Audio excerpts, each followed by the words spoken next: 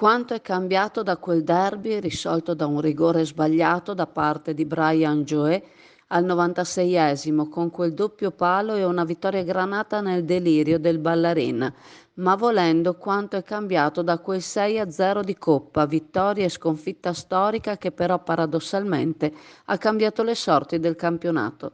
Da quel momento infatti l'Union Clodiense ha ritrovato maggiore continuità di risultati, ottenendo 10 punti in 4 gare prima della sosta forzata di domenica scorsa a causa vento contro il Villafranca.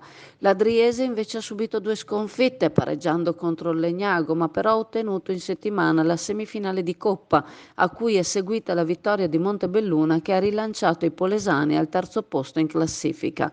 Il grande classico del Sud Veneto, insomma, che vale lo scettro di inseguitore al Legnago, anch'esso impegnato in una trasferta molto ostica contro il Bolzano, che prosegue nel suo campionato in zona play-off.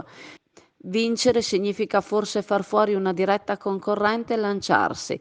Perdere renderebbe forse vano il campionato pur considerando la classifica falsata dalla mancata partita contro il Villafranca che verrà recuperata a fine mese.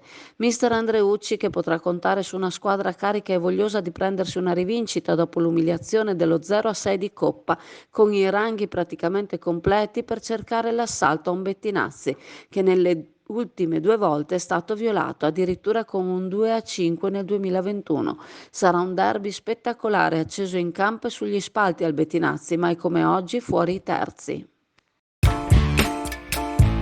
Befed, il pub di successo tutto italiano, dove trovi l'inimitabile galletto da mangiare con le mani, accompagnandolo con la tipica birra artigianale.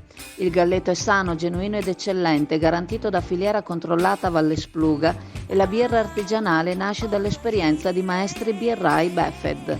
Befed, presso il parco commerciale Clodì per giovani e famiglie, un posto dove puoi sentirti come a casa tua.